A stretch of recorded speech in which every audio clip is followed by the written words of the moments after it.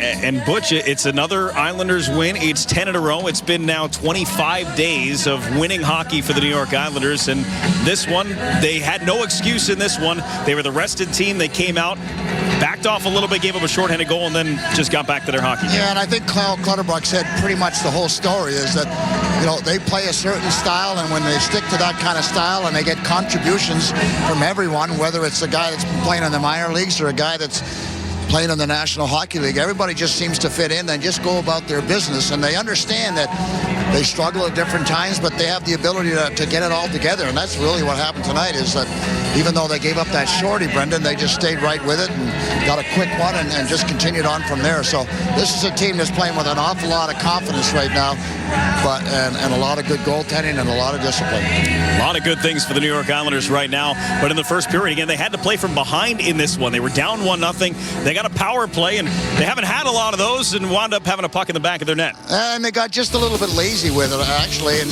they, you know, they were lazy with both their power plays as far as I'm concerned. And Thomas Greiss makes a nice pass to Ryan Pulock, and I think you were right when you said I think Brock Nelson was supposed to pick that one up, and Ryan Pulock and Brock Nelson are both a little upset with themselves because it's a little shovel pass. He's getting some pressure and kind of loses a little bit, but Brock goes for a little skate, so I'm sure he isn't happy with that play. And Pajot makes absolutely no mistake. It's a good goal, but here's a crucial part of the game is the Islanders go right back to work on the forecheck. That Cizikas line doing the things that they do so well. They get in, they cause turnovers, and Cal Clutterbuck finds his first goal of the year by going to the dirty area. But look at the forecheck. Cal kind of starts the whole process. Del Cole, who's been playing really well with that team, and a good shot from the point, and then they just hang in there and they tie the game up very quickly. 39 seconds after falling behind on the shorthanded goal, Cal Clutterbuck got his first goal of the season. Remember, he had back surgery during the offseason. He was playing in immense pain for the second half of last season. He appears to be healthy, and he appears to be playing good hockey because he picked up a goal and an assist and was the #1 star in this game tonight. And then in the second period comes one of those moments you're going to remember. Certainly Cole Bardreau will remember, but a penalty shot opportunity for his first NHL goal. Not only that, Butch, he was the sole person responsible for the penalty shot. He made the play, drew the penalty, and then finished it off. And that's the way really he's been playing since he's been up here, Brendan. He's got in on the forecheck, whether it's in the neutral zone, and this one's right in the neutral zone. Bad decision by Nemesnikov, and a couple of real good quick strides, and that was critical in forcing Borowiecki to take him down. Borowiecki coming down hard. Look at the right hand as he protects the puck as best he can. And then the moment of truth, because as Clutter has said, he's had some breakaways, he's had some opportunities, so he just said, you know what, I'm going 5-hole all the way, and he finishes it off. So a great moment for him and his family, and you're right, he'll never forget that first goal.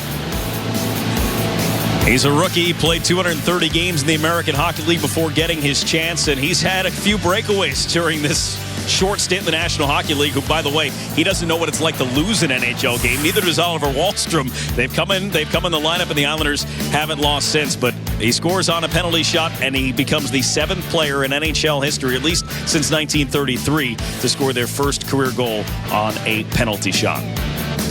So with all of that, it was still just a 2-1 game heading into the third period. And the Islanders came up with a big third, a big push, and it was the penalty kill. After giving up a shorthanded goal in the first period, Cizikas and Clutterbuck. Clutterbuck made the play. Cizikas finished it off. Well, you've mentioned that, you know, they've really moved up the ladder as far as their penalty kill. At one point in time, they were like 25th or 26th. So now they're moving up into the top 10, which is where you beat. But Casey Cizikas had an outstanding game. I mean, on all parts of the ice, and winning faceoffs at an abnormal rate and getting the puck. And he was just playing his game. As I mentioned earlier on, I don't think I've seen Casey or Cal Clutterbuck play any better at any point in time in their career. They're not getting done as much offensively maybe as they have in the past, but they've been so consistent and so difficult to play against. And Del Cole has really fit in nicely for the absent Matt Martin. So you can see the stats. They pretty much speak for themselves. Yeah, the face-offs just remarkable. 16 of 21 tonight and 28 of 35 over the last 2 games for Casey Cizikas. That was something they severely missed when he was out of the lineup for 5 games. Well, he's the engine on that line. There's no doubt about it. I mean, he makes them go. And